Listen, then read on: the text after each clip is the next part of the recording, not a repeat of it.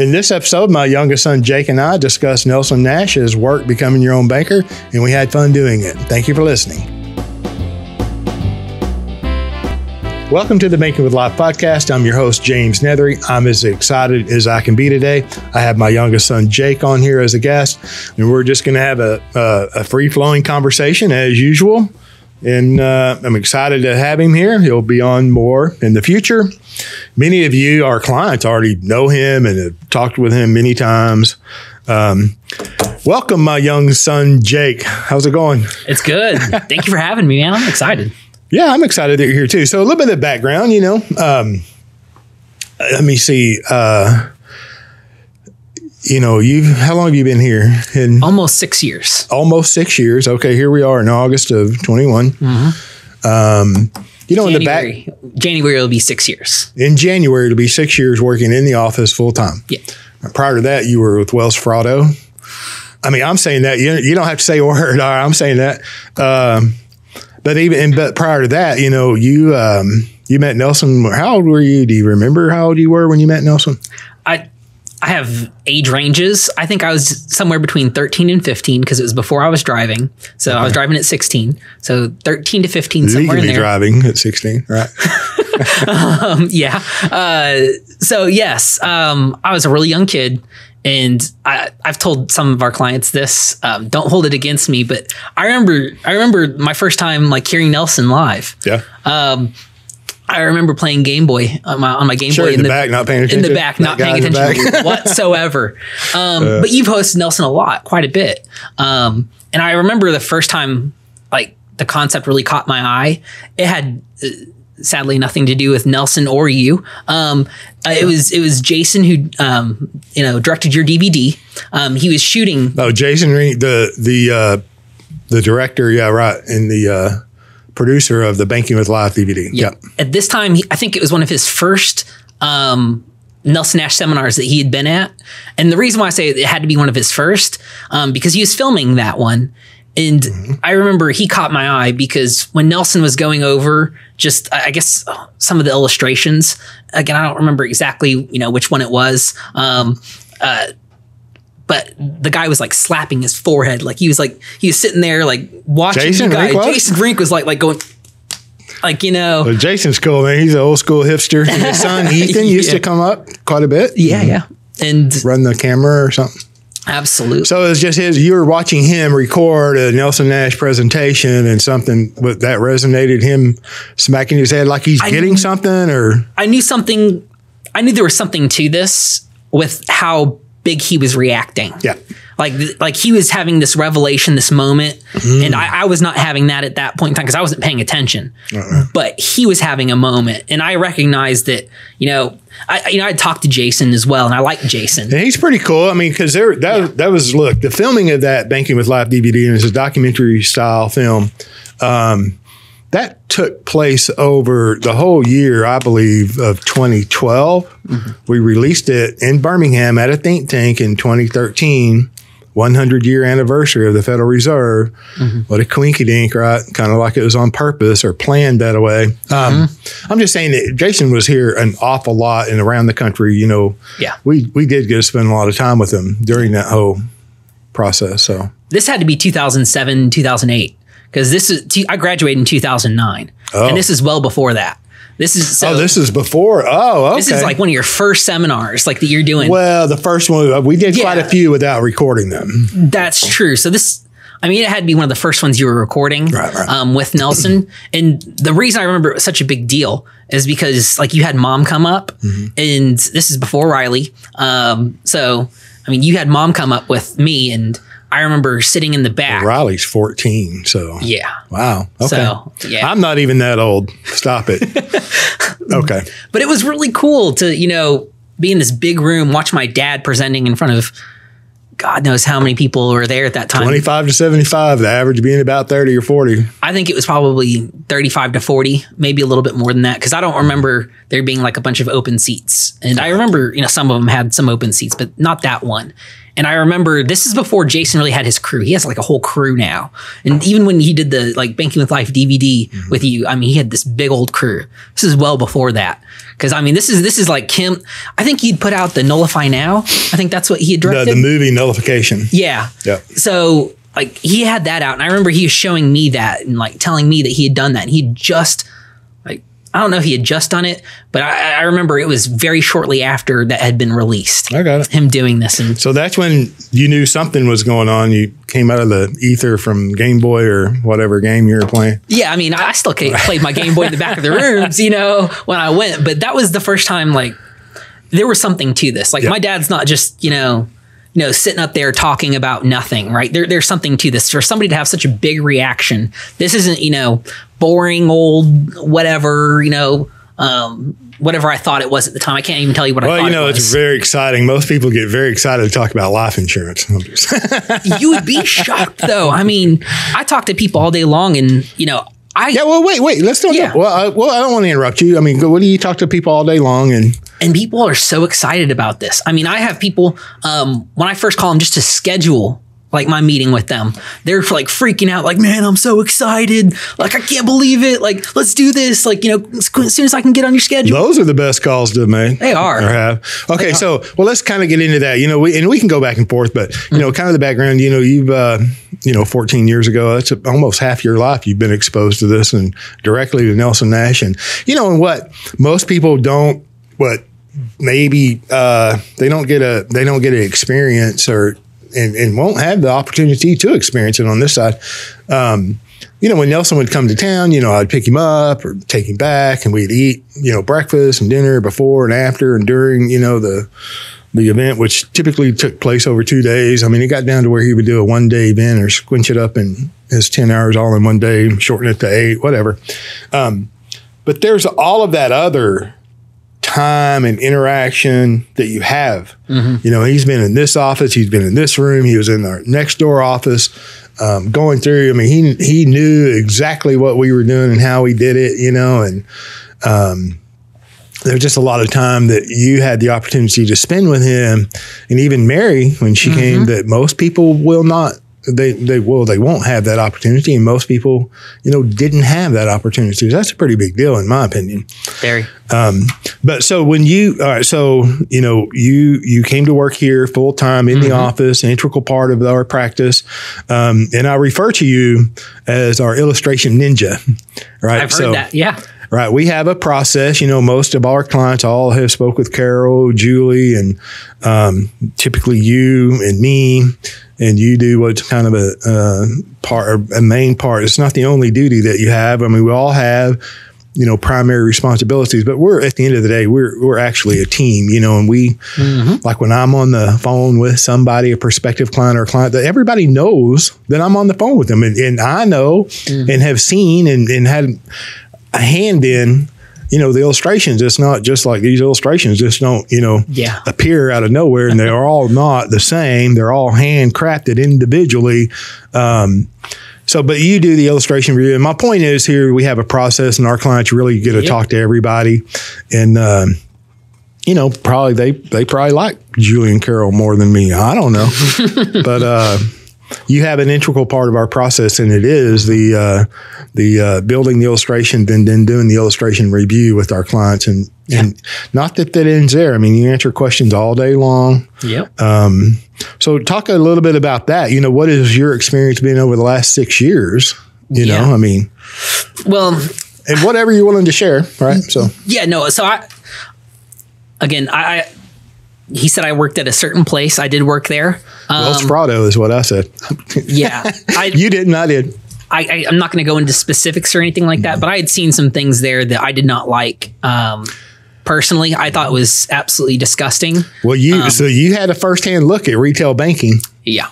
Right. And then the behind the scenes, all the financial experts that you know, the titles that go on in the banking. I don't want to really disparage the entity. You know, they produce or, you know, provide a service. You know, we all need, you know, banks, checking, saving, you know, moving the money. And I really don't want to disparage them. In the banking industry, they don't really need any help being disparaged, do they? Nope. Okay. So you work there, and I'd seen some absolutely ridiculous things. Couple of examples. I can't get into names or anything like that. But this was not at a time where, if anything, it was at a time where the economy was doing very well. So this is post 2007, 2000 to 2009, even 2010. People were really still not trusting banks at that point in time. But this is probably 2011, 2012. I'm working at a certain place, and I remember a gentleman came in. I'll strike the name. Sorry. Okay. No. I can't say the name. You can. Yeah, but I've already said the name. Now you're talking about them. So. That's okay. I did not say the name, and I'm not disparaging them. Okay. I am just saying this is something that goes on widespread at banks. But we had a gentleman, again, in a peaceful time period where the economy's doing fantastic, wanting to take out a large sum of money in cash. And a withdrawal. Hey, I just want to withdraw my money. I want to withdraw it. And it's not even like you're thinking probably, 100,000. It's not even that much. I mean, much less than that, about half of that, maybe even a quarter. Okay. And 25 to 50 grand. Oh, the bank didn't have it. There's no question. And he was shocked. I don't know. He was shocked. And we told him he could not have that money. Right. And the Federal Reserve in Dallas brings us money when we order it up once a week. So come back on Thursday or Friday. We can special order you cash and we can get it to you in the next, 5 to 7 days. Hopefully. It's really, we're waiting on our next, shipment to come in. We can put your amount that you want as part of our shipment. We'll call you when it comes in. And we'll call you when it comes in. It's like, there's the vault right there. Talk about 7 days to get your cash to do a business deal. Must be a small town. It was not. It was not. And even more shocking than that, I remember, the solution was, well, we can give you like a bank check. Like we can give you. Here's a check. Go cash it somewhere else. Absolutely. And the guy, he's like, I wanted his cash. And they were like, well, if you wanted to take this to another bank, they'll be happy to. Maybe they've already got their shipment. Well, they're happy to put it in your account because that was their thought is like, oh, he's just taking his money away from us. Oh, I got it. And that's not true. He wanted to do a deal, and he was telling me about the whole deal he wanted to do, and they needed cash. They needed Must have been a big drug deal. That's but that was the thing. They were like they had to like mark it down and everything. That's part of the process. If something happens and he did get indicted, we'd have the record. And he was beside himself about the whole process. And I remember thinking, yikes. So is that like a revelation to you? That was one of them. I would say the big revelation, it was a two-parter. One time a lady her husband had passed away and came in with a substantial life insurance check, over 100,000. Maybe not substantial to some of our clients, but substantial for her, their situation. Yeah. In her situation, she had to be 70 plus, and I remember like what we did. She came up. She said she wanted to deposit it in the bank. Anything over 50,000, we're supposed to contact. They're supposed to contact a personal banker to come over and then talk to the person. Advisor. Because what they really want to do is put that money into the market, into one of their indexed accounts or something like that they have. They don't want to put it on a deposit. No. So they didn't talk to her about CDs. Which is a liability to the bank. They want to get paid to put it in the market. Yeah. So I remember they went from, the tellers to a personal banker to a private banker. And I mean, it all happened within like a 15-minute time period. And she's like confused, and you can tell she's just lost her husband. Has a check in her hand. And trying to be sold some kind of a financial product. Yeah, perfect timing. You can tell she's a little scared. You can tell she's very nervous. Sure. She doesn't know what's going on. Her husband probably laid out exactly what she needed to do with it, which, put it into this account, and then, withdraw as much as you can. Maybe they didn't go into, those types of specifics, but it was like she was ambushed. And word. Yeah. And then essentially taken into the back room where they, did the hard sell. And that's a mode of operation. That's a standard practice. Right. And another revelation. Did you start, feeling like, oh my gosh, can't get this stuff off of me? I remember very shortly after that, they were telling me that I needed to start matching into a 401k. You remember this? They told me I needed to match into a 401k. They were like matching like at 6% at the time. And I was like, and everyone's telling me like, that's where you need to have your monies in a 401k. Yeah. And I'm just like, you know what? My dad knows more than these people because they don't know anything. I remember one time somebody came in to buy life insurance and these bankers had no idea what life insurance. Bankers were asking me, who I was a teller at the time. They were asking me about life insurance. And the only connection I had, I was not licensed. I had nothing at the time. The only connection I had is they knew that my dad did life insurance. So they're coming to me asking me about what I know about life insurance. You should have said, here, call my dad. Have him go see my dad. God, I wish I could have at the time. That would have, breached a lot of our contracts and everything like that. But, no, but yeah. So, I mean, I didn't trust these people with financial knowledge. The longer you stayed there, the more you see what you didn't know. These private bankers, I mean, like high level in the company, right? Don't know what they're talking about. Like, and have very little financial knowledge. They have licenses that they need to, and they've been paid to get those licenses. But at the same time, like in actual practice, like you talk to these people, especially if you know. I mean, if you just know a little bit, you can talk knowing to now what you know now, looking back. But look, they're learning. They're practicing on their clients. Or their depositors or whatever their customers. All right, so that was another one, and I want to say the biggest one to me though. Okay. I don't know if I can talk too much about this, but there was a very big case here in the DFW area, and it was actually nationwide. It was a big deal. You mean all the shenanigans where they're opening all these accounts over and over and over and over, and the CEO had to leave? No. That was a big deal, and that was. So we were always told that was a very isolated event. Sure. And that happened just in that California branch. Isolated to North America. Sorry. It is what it is, man. Like, now it was very illegal what they were doing. So most branches, like the branch I worked at several different branches. Mm-hmm. None of the branches I worked at ever did that because of, how illegal that was. That was a widespread practice in that one branch. But I'm sure it was done, not only that place, but others.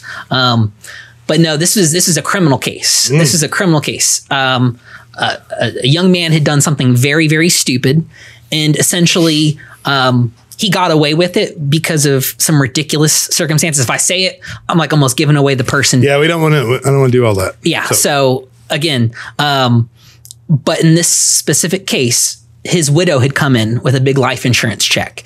No kidding. This is a different life insurance check. Yeah, different life insurance check. People graduate. Yeah. And people actually buy and own and keep life insurance. What a concept. She had several kids, and she was below the age of 40, and she had several kids. She was a stay-at-home mother and he had lots of life insurance. He had substantial life insurance. Good. Yeah, good for him for sure.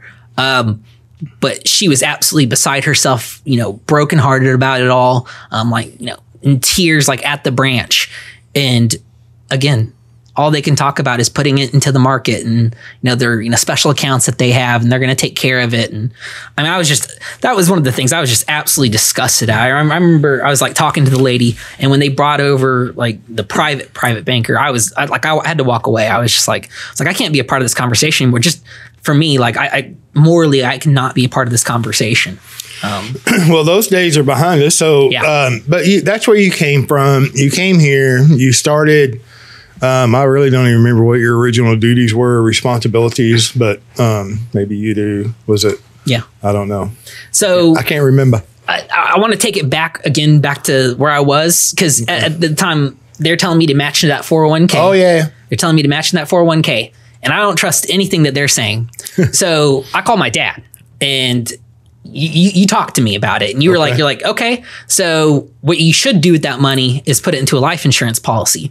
And I remember just at the time, like, oh my gosh, my dad's selling me life insurance. Like, great. But you were talking through a 401k, like, my dad does this whole presentation on the seed and the harvest. And you were just giving that to me at that point in time. It's like, would you rather pay, on the seed or the harvest, or the seed or the harvest? It's like, yeah, you want to pay on the seed, not the harvest. Yeah, lock up your money for 30 years. Lock up your money, no access to it. And it's like, you can borrow against a 401k. Not without penalties.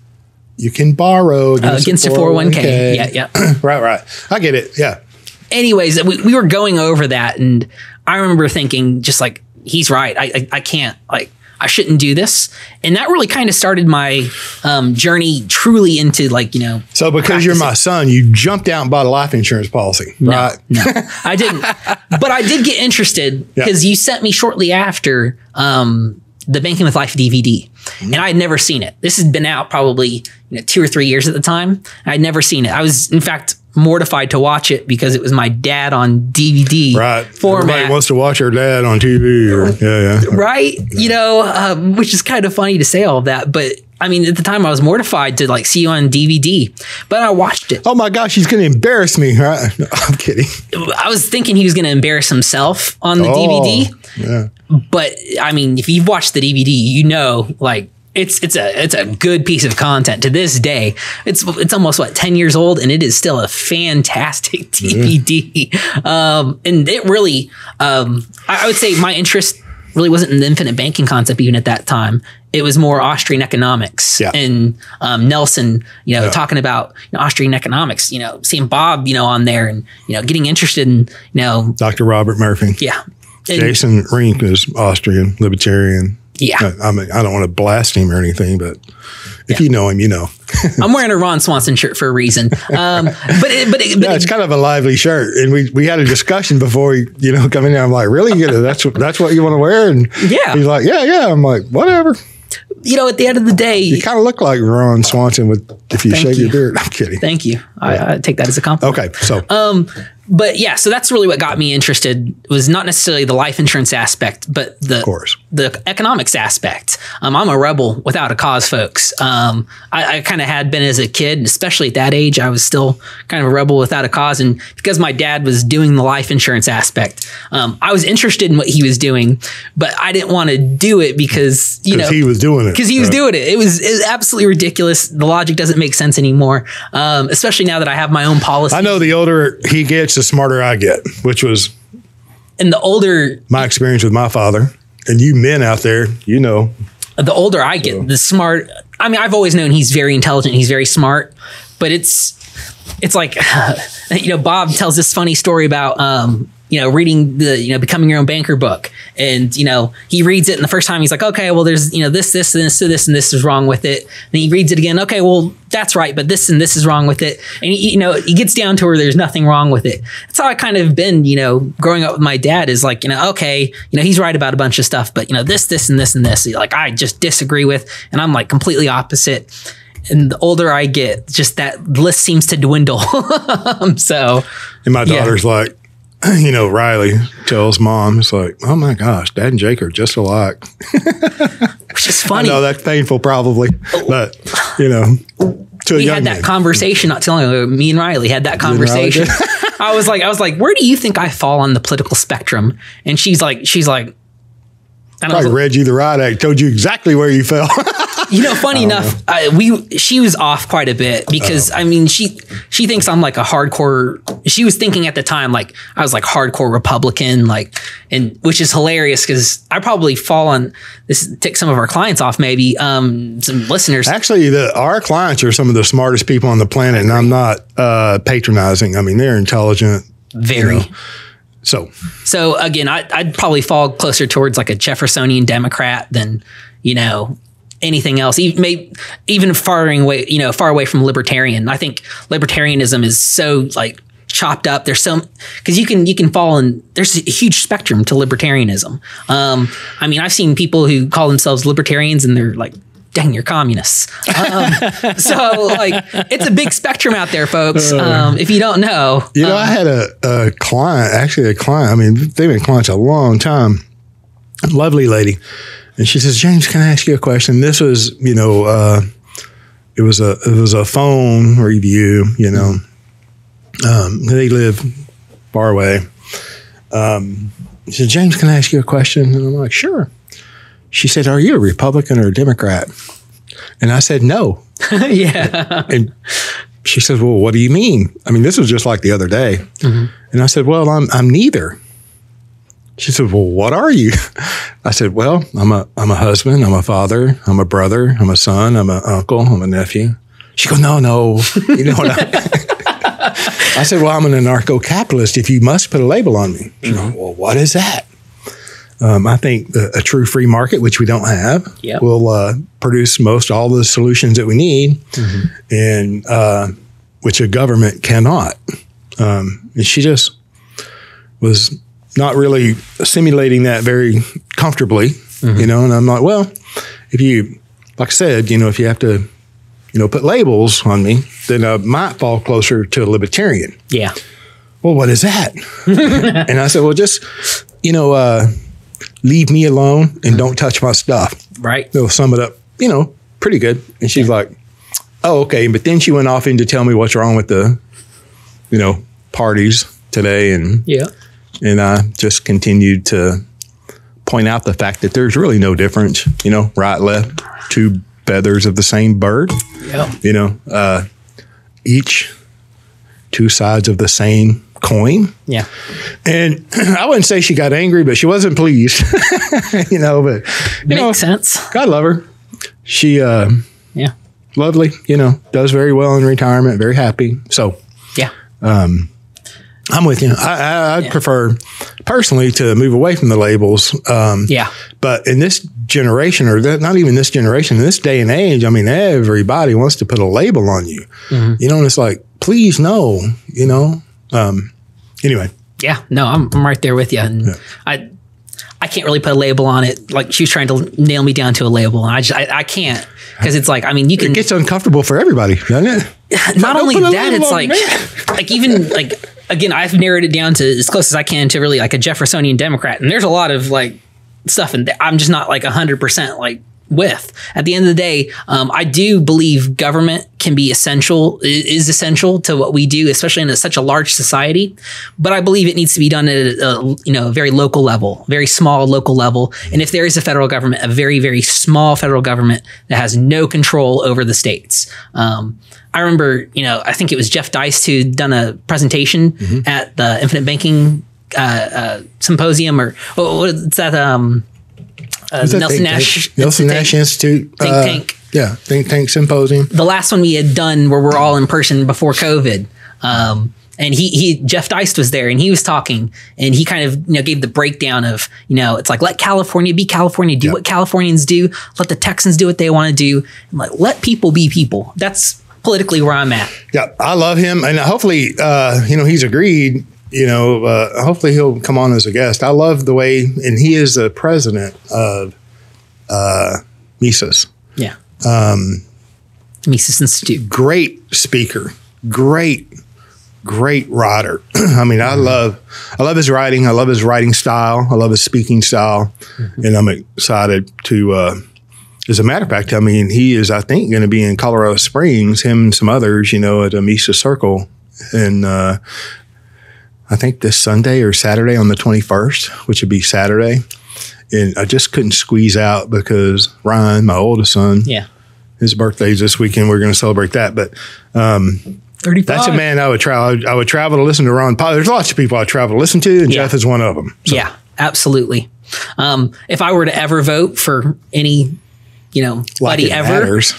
I know, but if I were to ever vote for anybody, it would either be a Ron Paul or like if Jeff Deist went political. Yeah, sure, he'll run. I mean, he probably has no any aspirations of doing that. But I mean, those types of people, like they get it at a very high level, how government should be broken down.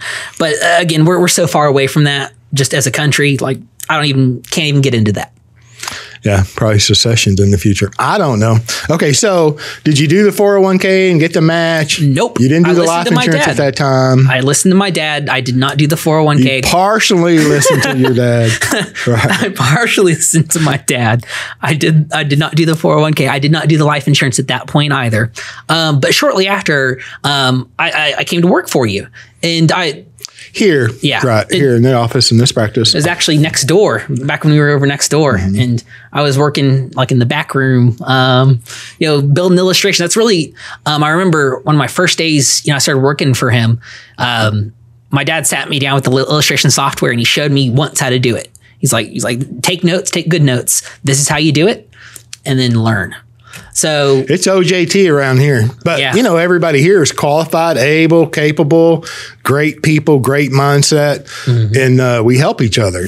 It's like, I believe I can do anything, but I can't do everything. Right. And you're better at some things than I am. I'm better at some things than other people are. And so our philosophy here is, and it works, it actually works, is that we, play to people's strengths and then we cover or help, in their weakness, because everybody has strengths and weaknesses. Yeah. And at the end of the day, if, we have a legitimate process, we do things correctly. And I'm not trying to, toot our own horn and all of that, but we have a method, we have a process, and it's individualized, and it's okay, and it works. So, and I'm just sharing that. So you started out building illustrations. Yep. And you would review every single one of them with a fine tooth comb, still does. And nothing wrong with that at the end of the day. I have these notes right here. And one of the first things. You came prepared. I did come prepared. One of the first things that really stuck out to me is on page 12 of the Becoming Your Own Banker book. And this is what Nelson said. He said he made a good living from the life insurance business. Knowing how dividend paying life insurance works is an essential ingredient to it all. Most people have a minimal understanding of the subject, including the home office personnel at a life insurance company, and I will extend that at this point to agents as well. No question. I get beat up from time to time. I'm not the world's police. I'm not the IBC police. I try to operate with encouragement. But I'm kind of harsh sometimes on agents and financial advisors or practitioners, and and then within some, okay, if the shoe fits, wear it. As a matter of fact, anyway, we'll get into that later. But the people the agents that give me pushback or talk about me on their little private pages and things like that are negative, I'm directly talking about them, right? But you got to know that I talk to agents every week. Mm-hmm. I give my time freely to agents. Now, if you're an N&I practitioner, you have preference, right? I'll give, almost every man an answer. Yeah. But, and I appreciate the agents and advisors that listen, and it's okay to have an opposite opinion or an opposite viewpoint. I think debate is healthy, but Nelson Nash himself, what did he say there on page 12? If you'd reiterate that, just so the listener doesn't have to back up and rehear it. And I'm actually going to throw something on page 37 as well, just to add on to that. But what he said on page 12 is knowing how dividend paying whole life insurance works is an essential ingredient to it all. Most people have a minimal understanding of the subject, including the home office personnel at life insurance companies. And of course, I'm dragging that on to agents as well. Right. Well, look, if this idea of becoming your own banker, that ability has existed for over 100 years, why doesn't everybody in the world know about it? Yeah. Right. Well, I was in the life insurance business 14 years. Moderately successful, not the last guy in line, might not have been the first guy in line, and I might be the slowest guy in the room, right? 14 years.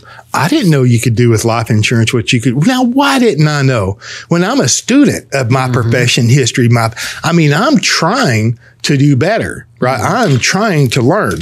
And it's almost, I suffer from FOMO, fear of missing out. Back in the day, you had to have, like in the life insurance business, I think you still have to have 30 hours of continuing education. Mm-hmm. I used to log all the continuing education, and it was 5 times that on average, right? Now, all of that didn't qualify for the continuing education credits with the different licensings and all of that. Mm-hmm. And I did it for me and my clients, our clients, right? Yeah.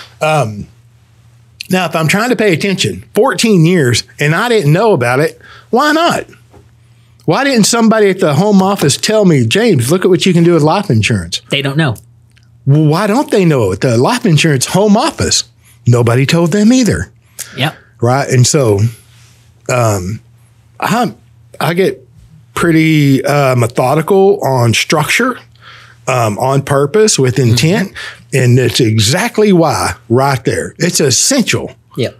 So, okay. Thanks for letting me share that. Going on to that as well, kind of keeping on that, you're talking about, structure, how important that is. And I see all these people out there talking about how they're building infinite banking, concept policies for people. And these are not infinite banking concept policies. And at the end of the day, whether it's, the structure of that policy or we've had clients very recently, they take this to an agent, a local agent, and the local agent sells them universal life. I have 2 points on the universal life. Because it illustrates better. Right. Okay. Well, one of these on universal life, this is what Nelson says on page 39. I have never sold one of these policies. He's talking about universal life policies. I have never sold one of these policies, and I would never buy one. I do not recommend its use for the infinite banking concept. If you haven't heard yet and you have a universal life policy and you think you're doing the infinite banking concept, you're not. Just spoiler alert. That's straightforward. Banking, let me say banking is a process, right? I can take farm equipment down to the bank and borrow against it if it has value, right? You can bank with it. You can leverage anything of value, right? Yeah. So banking is a process. It's a movement of money. Can you borrow against a universal life policy? Yeah, it has a loan provision. It'll probably have a 10, 7, 8, 10, 12, 15 year surrender period. You got a whatever, $100 in account value, but no surrender value. Can you borrow against that? Huh? Oh, okay. But they illustrate very well. Yeah, right? They do. They illustrate very well. So if you're the agent, advisor, the financial person, it's like, look at these big numbers, right? 20 is bigger than 10. So it must be better. Right. Right. And WC, I was talking just yesterday to a young man and I brought up WC Fields. He's a new client. And I said, do you even know who WC Fields is? And this young man was in his 30s, mid-30s. Yeah. And he's like, no, I don't. Okay, you have an opportunity. Just type in WC Fields and you'll find some old black and white footage. But, WC Fields, there's 3. This is me, right? When it comes to a life insurance purchase, right, there's the life insurance company, there's the agent, and then there's the owner. Right? The payer. And I know there's a beneficiary and, the life of the insured too. There's 3 components to a life insurance policy. I'm just talking about the equation of a life insurance purchase. The life insurance company, the agent, right? And the payer, the owner of the policy, the payer, right? And, the life insurance company made money. I knew you were going with this. And the agent got paid and 2 out of 3 ain't bad. Yep. WC Fields. It's like, whew. Yeah. And then, I probably should stop, but look, I'm Scotch Irish, have the right to remain silent, but not the ability sometimes.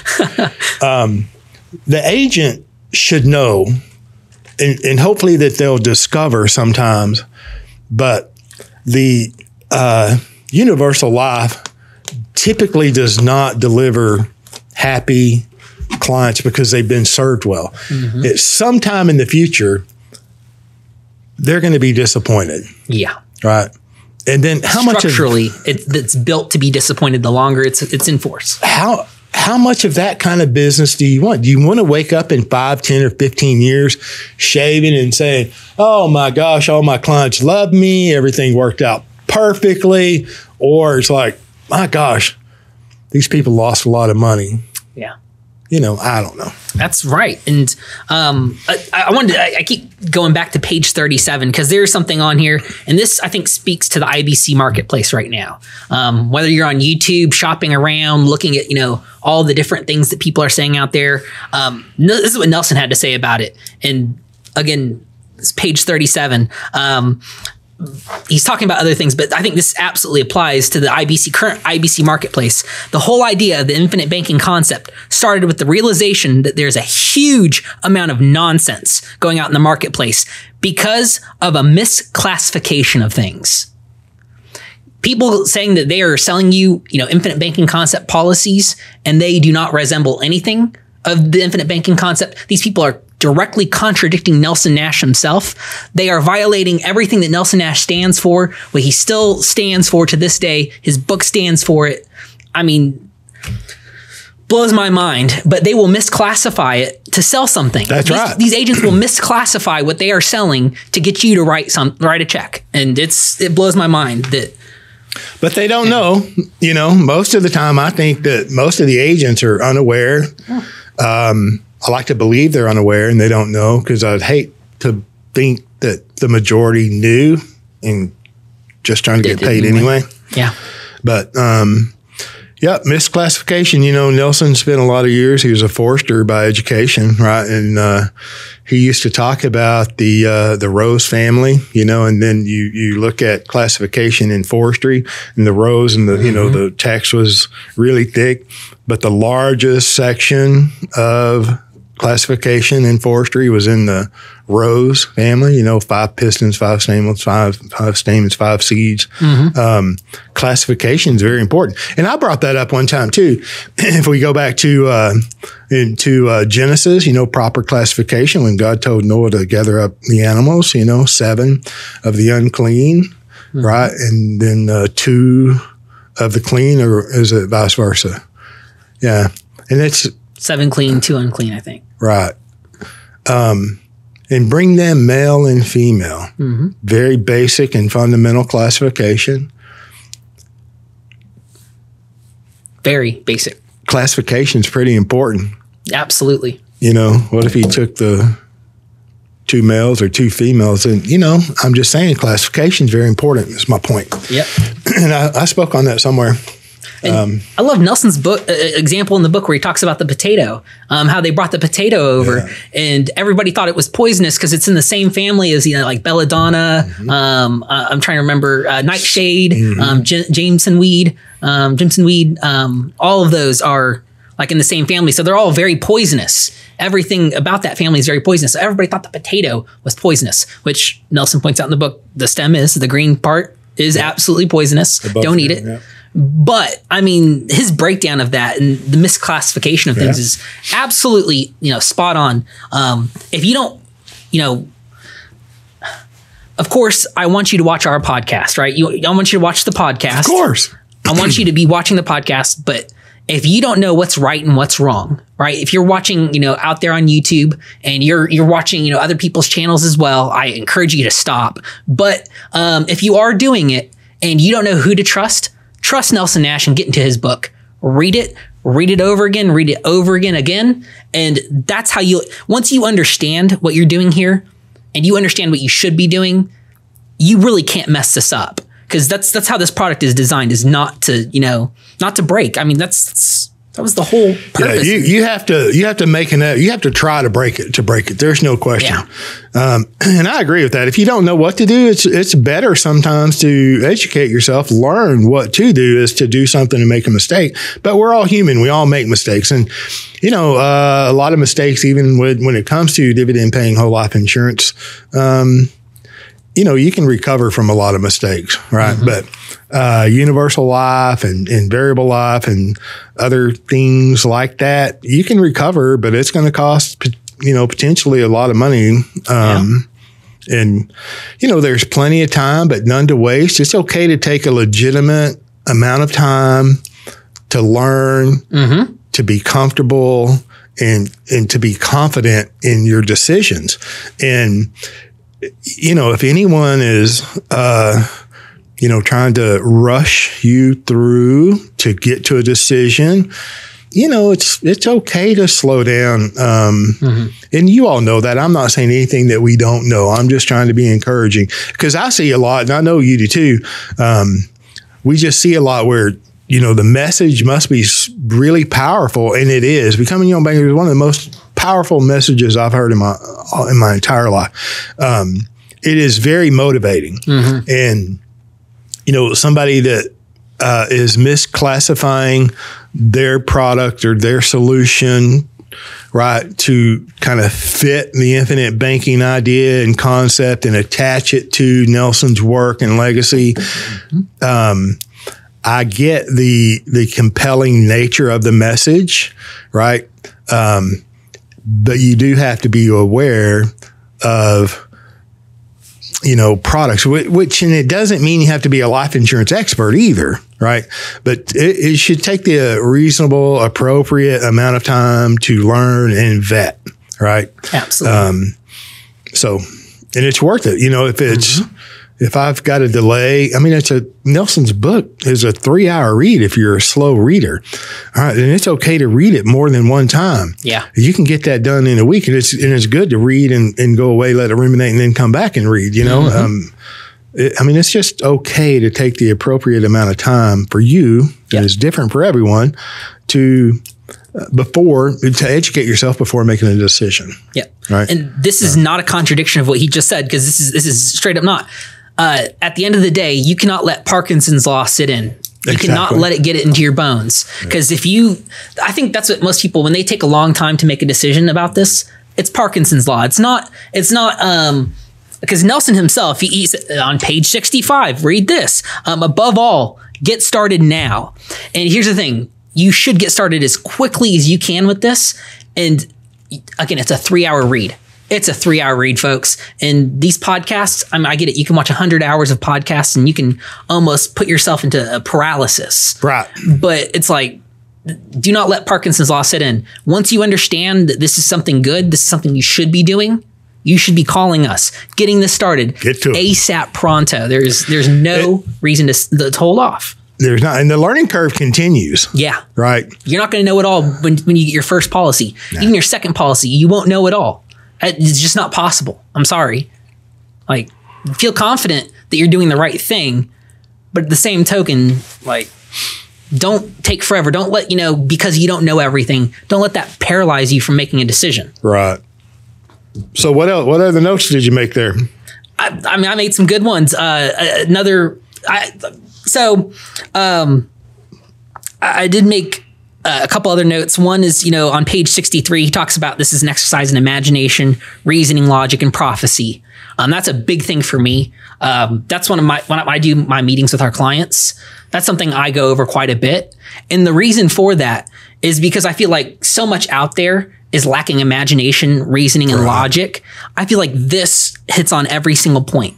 And Nelson said this is an exercise in imagination, reason, logic, and prophecy. There's exact words. I think if you're doing something out there that lacks imagination, maybe it's you can only build policies a certain way. I've heard that so often. And my dad said it earlier, in our conversation here, is each and every policy is designed specifically for that client. I hear people all the time, well, James Neathery, you guys do 30-70, or you guys do 40-60, or you guys do 20-80 or 10-90, or whatever it happens to be. Just spell my name right. Yeah, right. It's such a joke. It's like every client has an individually built policy. I have a client's case right now on my desk. He wants to pay in about $300 a month. You mean it's not 100,000 a year, 50,000 a year, 25,000 a year? You can really do this for $300 a month? Yep. And now he is at age, he is beyond age 65. So he's an older gentleman. And at that point, it's really just the base whole life insurance of that policy is really what that's able to buy, that $300 a month. Perfect. Everything that he wants to go above, and he can go above that, and he wants to go above that, he can do, and it'll go to the PUA.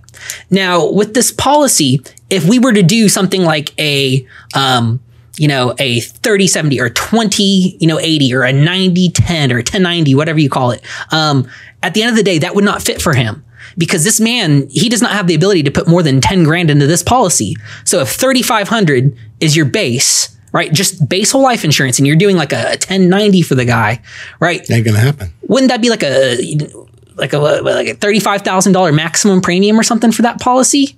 10% is base. Sure. So, that's a massive premium. He would never be able to get close to that. That would hurt that man's policy. The term to buy that, he'd pretty much, the term to get that policy in force would essentially, eat up anything he'd want to pay above that. Sure. It would hurt the man.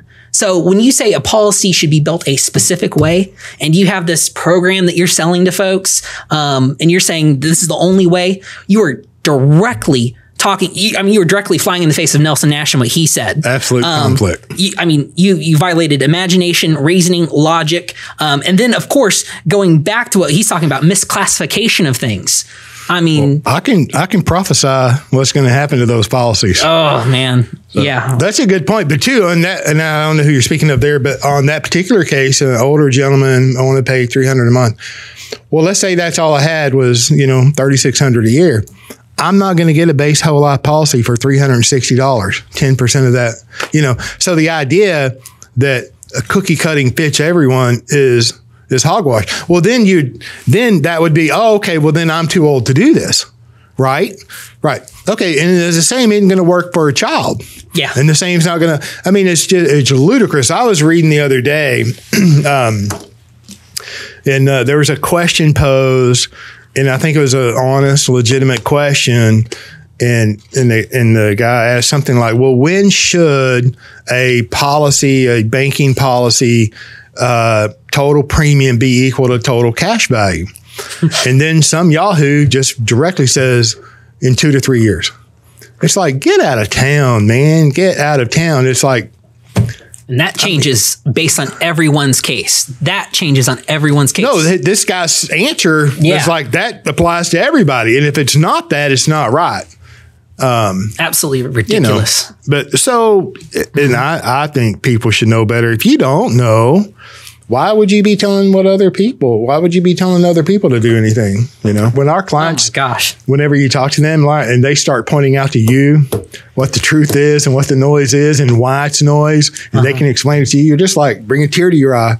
It's like, seriously, I'm telling you, it's the exact opposite of working at that other place that I'd worked at. Oh. I mean, it's like you go home feeling bad about yourself at the end of the day. Here, like, I'm having clients reinforce every single day what I'm doing. Jake, what you're doing is absolutely God's work, man. It is the best thing you can be doing. You are so blessed to be doing this. And it's like, I mean, I feel great going home at the end of the day, every single day.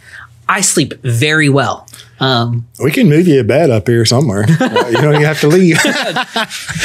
But then your little dog can't take care of himself. Yeah, he's a poor dumb little dog. I love my dog, but he really, for those who don't know, he's got a great personality. He is the sweetest dog. Well, he's a very sweet dog. He's just a little dense. He's spoiled, but he is just very, very dumb.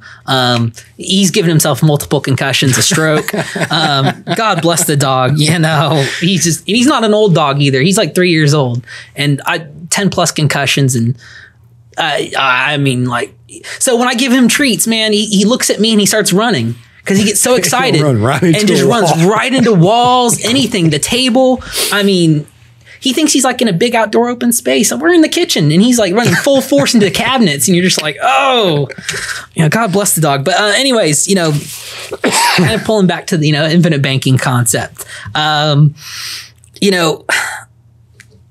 love doing this. I really love doing this. And I hope, especially for our clients, I think they understand that as well, because when they get to talk to me, I'm very passionate, much like my dad over here, very passionate about the subject. Me and my dad, we don't always agree on every subject in the world. I know, shocker. And I am a rebel. So there's things that he says that I almost, to this day still, fight against. But we are 100% clear when it comes to the infinite banking concept, what is right and what is wrong. And we are completely and totally on the same page about that. And I love this. I love the infinite banking concept. I implement it myself. I borrow. So you finally got around to buying a life insurance policy. Of course I do. And used it too. I've done things that, are very high level with the infinite banking concept. And I love it. I absolutely love it. Another thing I wanted to point out, a couple different things. One person I just wanted to highlight and just say, you're an awesome client kind of thing. So he's a podcast guest. He did podcast number 51 with you. Wow. Brian Mulvaney. This guy is doing it at such a high level, Nelson Nash level, kind of like infinite banking concept. He has policies on him and his wife. I don't want to get into all his business and everything like that. But we talk about even distribution of age classes. This man has done it. He's doing it. Yeah. Go watch his podcast. That man is doing it. He's on 3 or 4 generations? Yeah. 3 generations, I think. I don't think he has great grandchildren yet. Okay, well, we've laid the groundwork. The 4th and the 5th generation will be affected by that man's work. Yep. He's still a young man too. It's not like he is he's 65, 70. He's a very young man still. He's a great guy. And two, I remember whenever it's been several years, but I think he brought it up on that episode that they had practiced banking. Mm-hmm. They practice banking because they like to do what they like to do as a family, and it costs money, right? And this was like the missing ingredient to fulfill their family banking. Yeah. Right. And so it was really, that was a cool deal. And we have a lot of clients like that. I know some other, I don't know what number of episode. Yeah. But Michelle and Junior. Yeah. Hey, Andrew, is their podcast been released yet? Oh, yeah. It's been Michelle and Junior? Time. Really a long time. Yeah. Didn't they do one pretty recently, though? No, I don't know. Well, they continue to expand their system is why they've probably been in front of you. Okay. Yeah, absolutely. They're doing the same thing, whatever them, their children, their grandbabies. I mean, we have others. No? I mean, you really can't mention every client that you have. I mean, and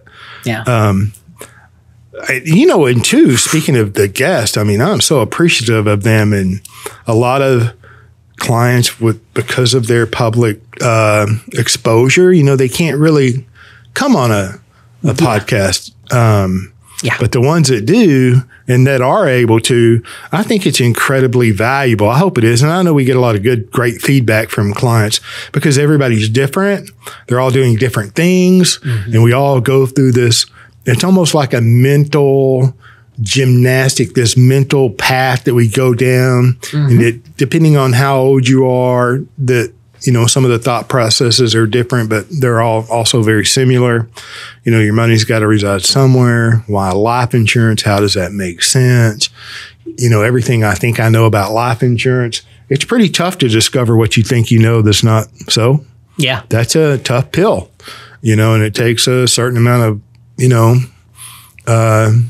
emotional integrity, right? Yeah. To accept that, this is not what I thought it was. And maybe I've been put a lot of money and time, effort, and energy into it, Yeah.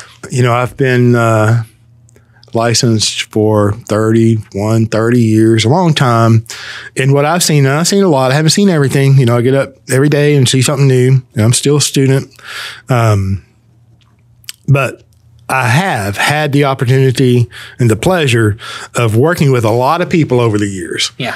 Right. And I mean, they're just case after case. They just come with regular consistency, right? That somebody will be like, well, James, I've got this policy and it's with this company.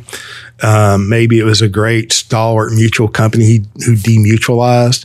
Gave them a payout, but still pay dividends. They have these really old life insurance policies, and they were just typically structured dividend-paying life insurance policies. And the conversation is really interesting because they'll explain how they've used it.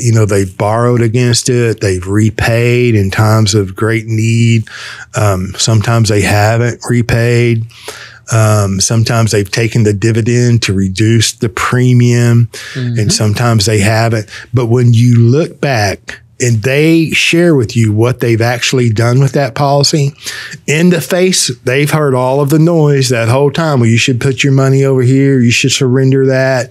You should do this. You should take all of that cash value, rip it out, and go buy whatever I want to get paid on, kind of a deal.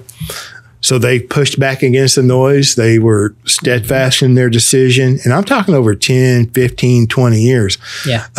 These are beautiful things. The internal rate of return is incredible. All of the things that they've done that you can't enumerate on an illustration or a life insurance annual statement. Very powerful. Yeah. And I remember the first time that not the first time, early on after I had met Nelson, right, with this dividend paying life insurance, have a client, and the widow is still our client today. And the gentleman, the husband, graduated maybe 15 years ago-ish, something like that. And I just knew at the time that they became a client that, they had coverage, right? He had a life insurance policy. I'm like, you need to keep that. And, and so, I mean, I like to think I did the right thing, and I did, looking back in history. But when he graduated and that thing paid out, it's like, of course, she couldn't find the original policy. I'll just ask her, and couldn't really even find the annual statements, or maybe there was one or two. I can't remember. I didn't have a total picture, but with what I could see, that was a fabulous a fabulous financial tool for them. Yeah. It was fabulous. Paid the dividends. They were up and down. The cash value increased and the death benefit increased. And she needed it. Yep. You know, but they too stuck to their decision, right, in face of all the noise, because there's financial, you know, gurus come in and out of our clients' lives and have, you know, typically whenever, you know, we get a client or a client is presented, you know, and it really depends on how old they are, but it's been this way my whole career. They wind up with a hodgepodge. You know, they bought some things from mutual funds or life insurance from their brother-in-law or their nephew or their son-in-law or their brother. And then they worked at this company and had a 401k. And then they had a cash balance plan, a profit sharing at this company, and moved to another and bought this along the way and bought that. And you know, you come closer to retirement and you've got all of these things that they've been compartmentalized. Yeah. Over diversification will do that to you all day long and twice on Sunday. All day long. Right. So I'm just saying that this was, their case was no different. But the whole life insurance that he had and kept in force served them very well. Much better than a lot of the other financial decisions that they had made. Yeah. And if that's the case, and it is, why isn't the life insurance industry just speaking about the wonderful things that their products can do? Yeah. You know, why? Where's that message? Where's that story? Where's that heritage and that knowledge? You know, it's lacking. You know, I do want to say this in certain companies. I've seen this and I want to see it from other companies as well. But I've seen more commercials about life insurance companies recently, talking about their whole life products. And I love that. I want to see more of it. I've never seen it really until the last probably 2 or 3 years. I've never seen a whole life insurance commercial, but I've seen, you know, a few of them, I'd say pretty recently. That's like buying a Volkswagen. You know, you never see a Volkswagen until you buy one, and then every car you pass on the highway is a Volkswagen. Well, you know, but that's the thing. I've known about this for, you know, a long time, and I'm pretty sure it would have stuck in my head if I would have seen, you know, a bunch of companies talking about whole life insurance, you know, growing up. I didn't. And recently I've seen some of that. So I love that. It's like it is a great product. Don't be ashamed of yourselves. Like it's a fantastic product. Be bold, be proud, right? I've talked to some like pretty cool people in the industry, and I think some of them understand this product. But like Nelson said, most people at the home office don't even understand what they have. And at the end of the day, I don't know if that's them just, you know, punching a clock. I don't know what it is, why they're working there, if that's the case. But it's like, if you did understand how powerful this product is, I mean, it's very hard to replace a just base whole life insurance policy after like 10 years. I mean, because those things are they're machines. They're machines. They are absolutely beautiful. You can't do it. And if somebody's encouraging you to do it, probably should talk to somebody else. That's almost like, yeah, no, I completely agree with that. And as a matter of practice in our office, I loathe replacing life insurance. I'm not saying that I won't. I'll replace marginal products and weak products in a heartbeat and very quickly. Yeah. Right. But dividend paying whole life insurance is, it's a machine. And the longer it is in existence, the more efficient and powerful it is. But that's really, you know, there's a couple of things, you know, I was thinking the other day, I mean, we should do an episode like the Dirty Dozen, the Dirty Dozen of IBC. You know, I should probably do that before this is released, so some other imposter doesn't do it. But that would be one of them, is replacement. If somebody tells you that you should replace your policy, that should be a red flag. Yeah. You know, and so, if that happens, you should just be methodical in understanding why. Yeah. What you have, number one, from an unbiased source. And I'm not saying I'm not biased. I'm very biased. I believe that everyone should own dividend paying life insurance issued by a mutual company and pay a very high premium. Yeah. Okay. So I'm straightforward. I'm biased. I'm too conservative. And, you know, I know my faults, and my family does too, I promise you. But,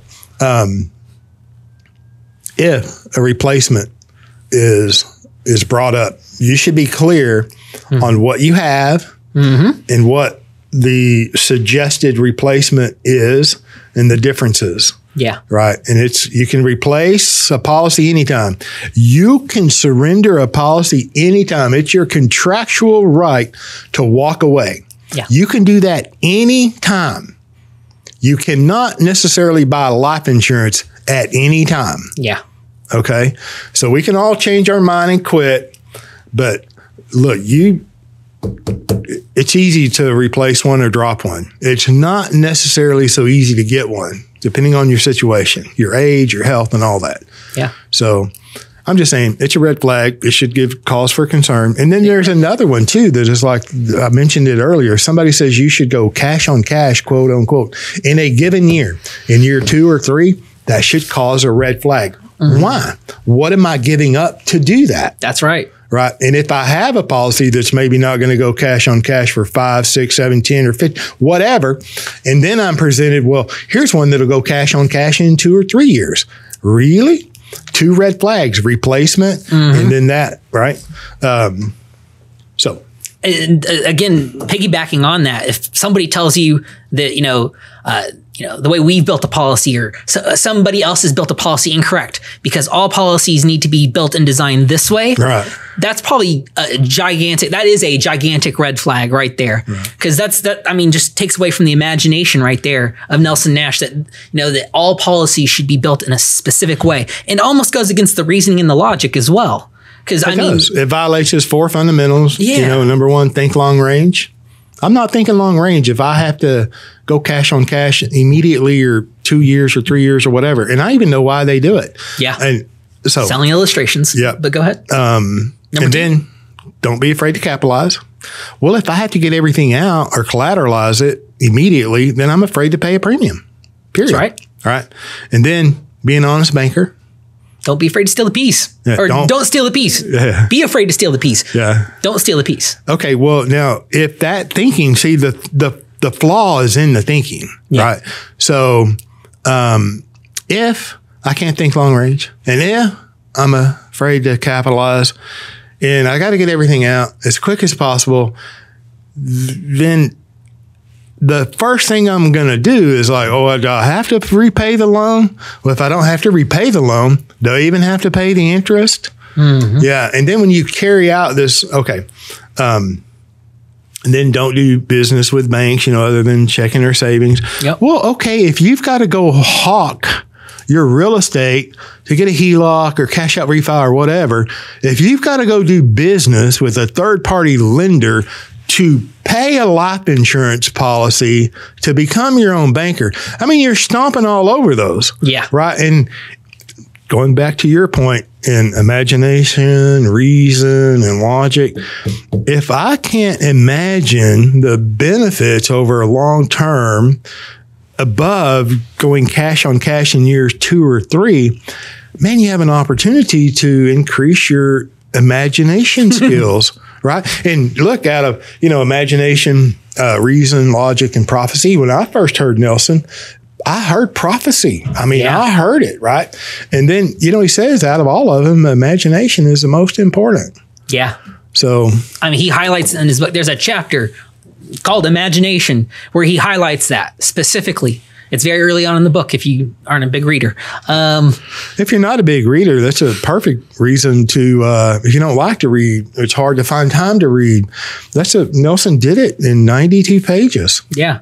And some of those end pages, they're important to read, but they're, recommendations on books. There's definitions. And then, of course, in the early pages, you have, publishing and all that. The first page really is like starting almost like page 11, is where he starts with text and speaking to you. So don't let 92 scare you. Exactly. It is a very short book. And when he is saying you can get it done in 3 hours, you're reading slow if you're getting it done in 3 hours. But what if it takes you 5? Okay. Takes you 10. It's worth it. And you should, I'm just saying, I know people who have read, if you can read the Bible, which is a massive, massive book, you can read Nelson's book. Oh, no question. All you got to do is read a couple of chapters, out of the Bible, and you should. Yeah, absolutely. I don't want to mention the word Bible over and over. I had a guest, Bible? Barry Page, on, and YouTube shredded the algorithms because he was a Bible salesman. And I think the Bible came up 66 times. 66 books in the Bible. Isn't that a quinky dink? Can we outdo that? Bible. I'm just saying, I'm just sharing with the listeners that I was shocked. I'm like, wow. And you could just tell that the algorithm shredded it. And you're like, why? And so that's best guess. I mean, that's an educated guess. Yeah. So do you have any other points there that you want to cover? It's funny that you say that. So points to cover. Nelson, one of the last pages that has text on it, I think is a very, very important page that is skipped over way too often. And it's the points to consider. The points to consider. So first point, there's only two sources of income, right? People at work or money at work. Two sources.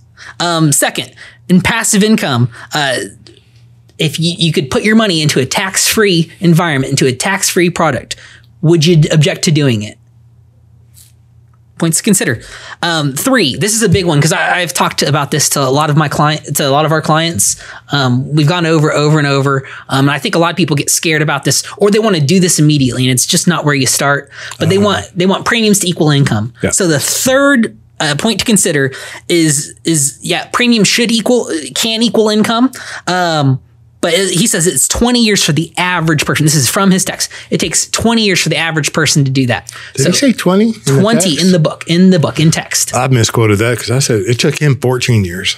He's not the average person. I agree. But yeah, absolutely. 20 for the average person. And that means a lot of people take longer than that. And you have your Nelson Nashes out there that maybe get it done quicker. But if you just talk about averages, right?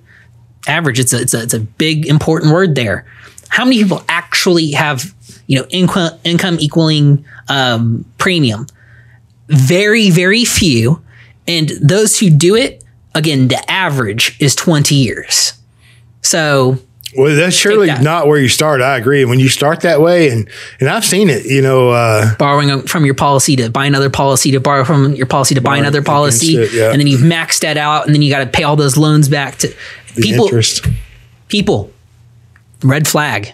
When they are telling you need to finance your policy at all, whether it's financing your first policy or financing your second policy from your first policy. There may be strategies where you can get that done and it can make sense. Those are so few and far between. I have not seen one personally come across my desk where that's made sense. But I know I'm sure maybe you've had a client that's made sense for. Oh yeah. Well, look, when you know what you're doing, that's just not where you start. Yeah. Knowing what I know, would I borrow against one policy to start another policy? In a heartbeat. And I'm properly going to mark on the application that it's being financed. And there is a legitimate case for premium finance, and we're not talking about premium finance. And what could go wrong in the lowest interest rate environment ever? Not much, right? Until the interest rates go up. And then you got all that premium finance. But I don't want to go down that road. I'm just saying that is not where you start. It does take time, and it is okay to become your own banker. Everything you do is finance. If I have to finance a premium, it must make sense, right? That is not where you start. We do not do that. I do not encourage that. Can you borrow? You can borrow against anything that you own if a lender is willing to, give the money. So, and I completely agree with what you're saying.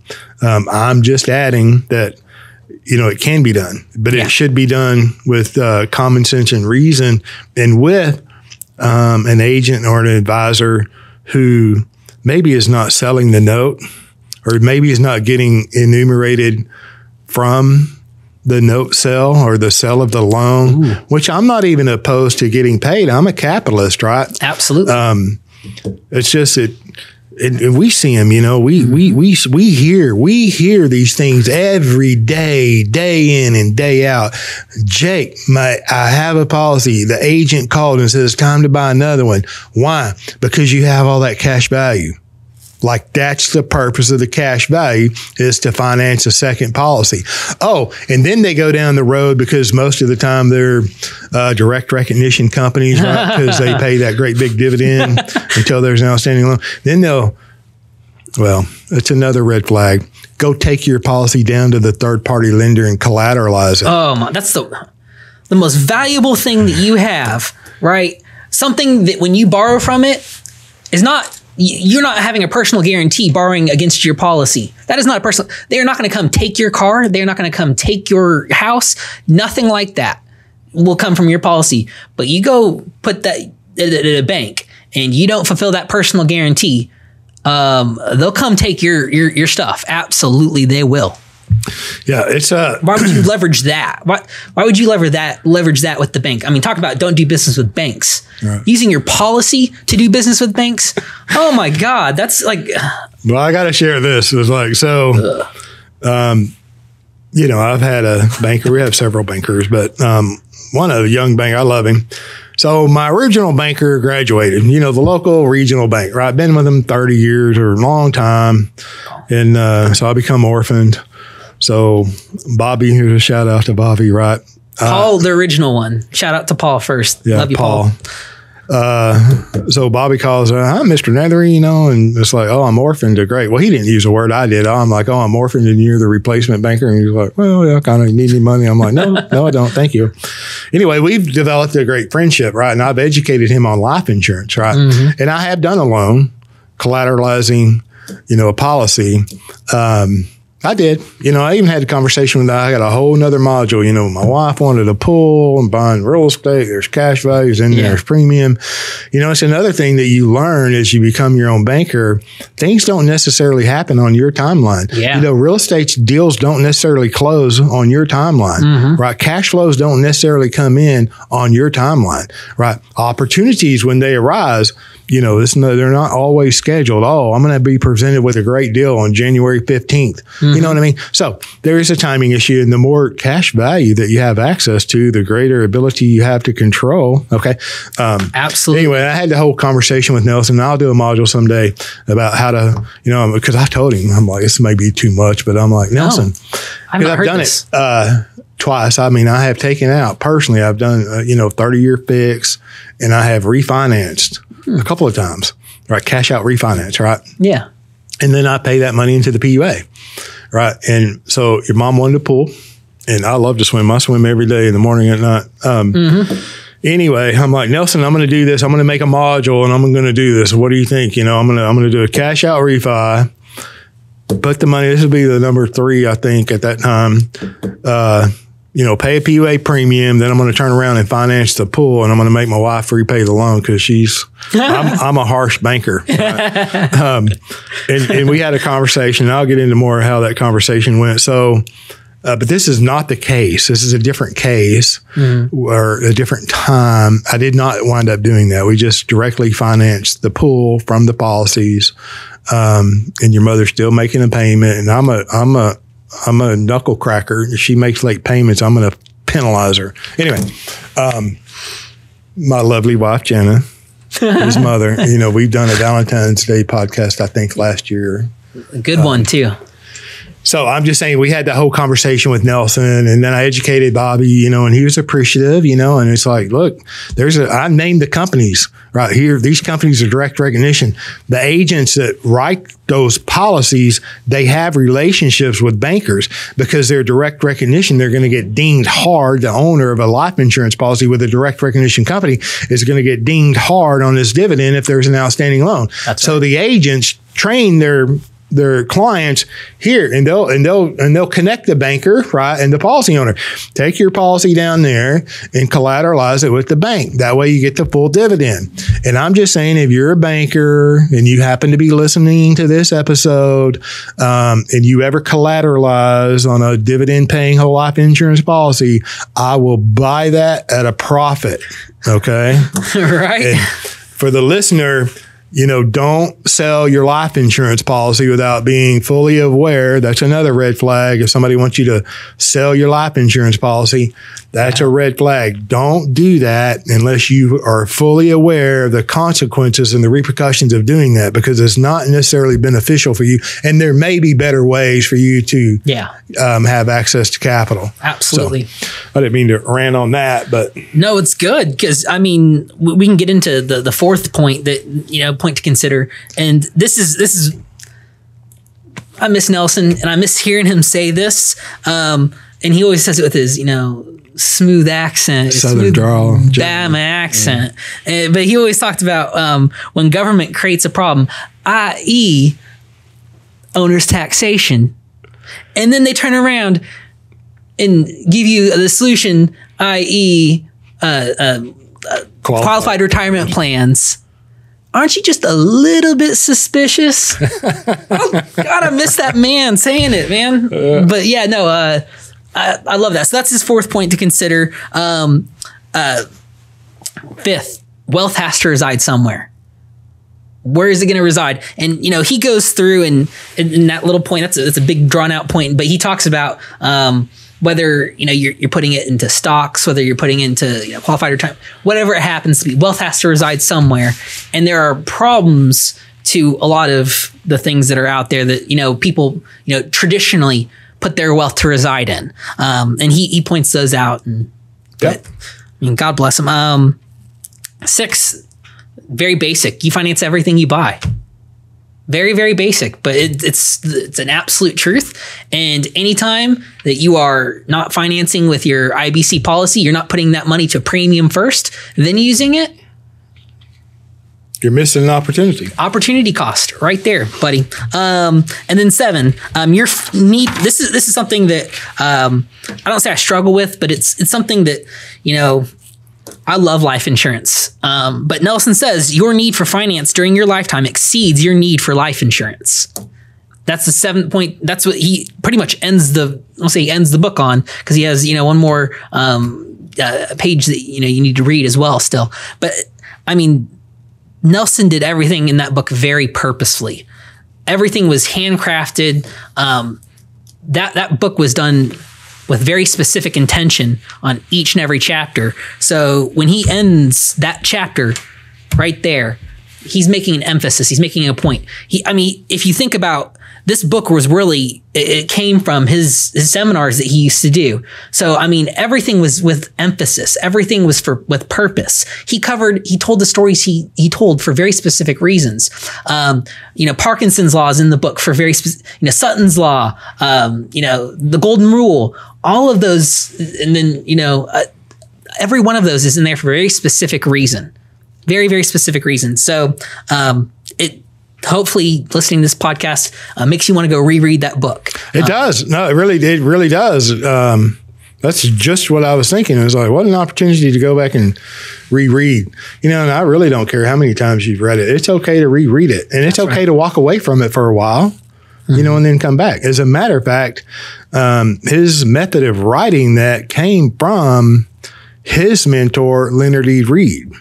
And he said about Leonard that it's like he wrote in such a way that it's very powerful, but you had to almost read a section and then ruminate on it for a day or two and then come back and either reread it or read the next section. And if you look at how Nelson wrote that's exactly the way he wrote it. And we've had conversations about that too.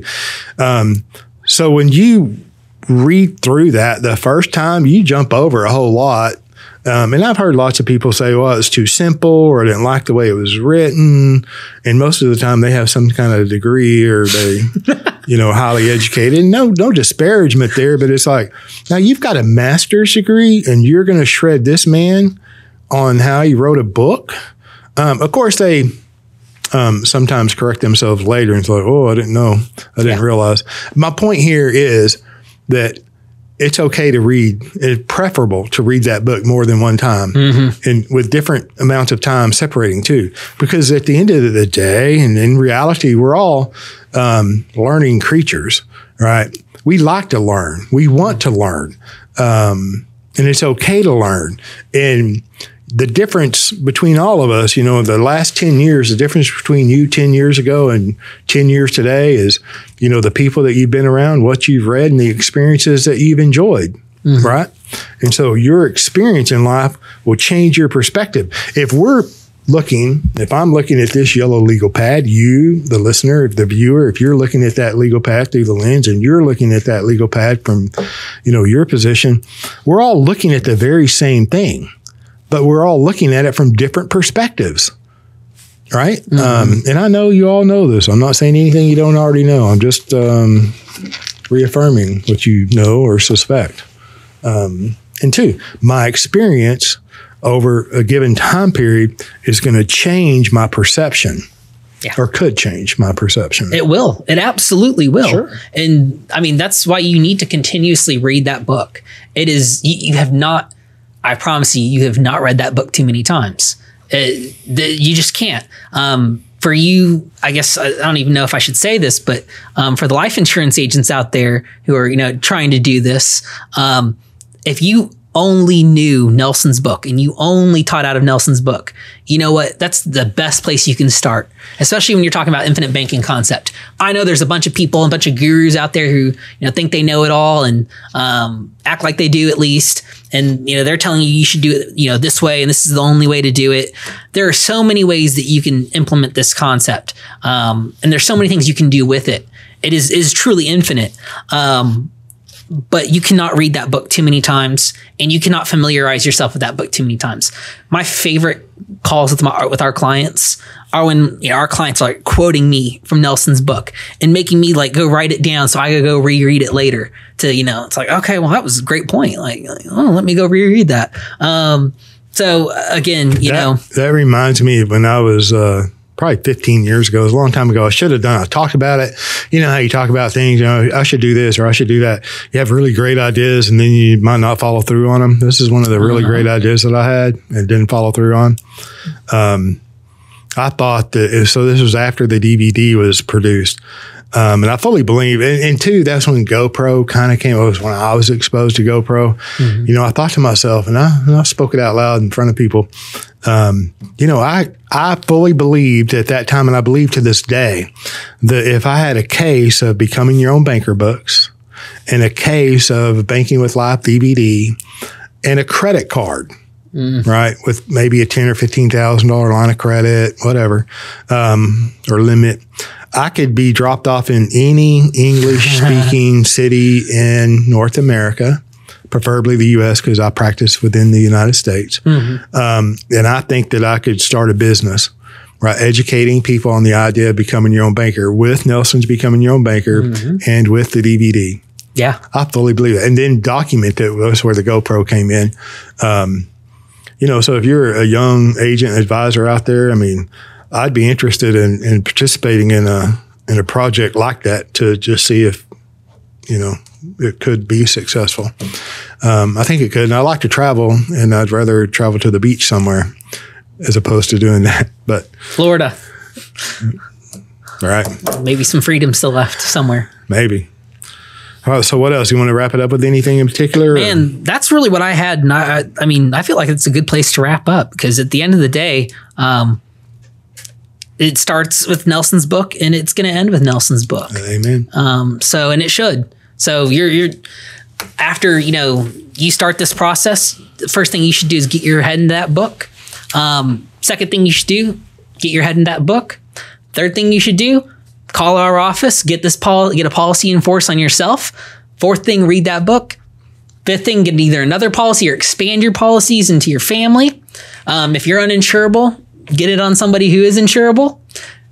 Get back to the book and just continue that process. Let's get to it. Right. Read the book. Simple. Start the process. Become your own banker and expand and learn and grow.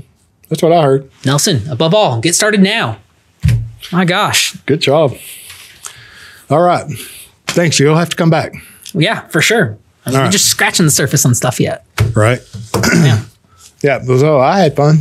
I did too. Thank you for having me. No, thanks for coming on. You have to come back. Thanks for listening. We enjoyed it and hope you do as well.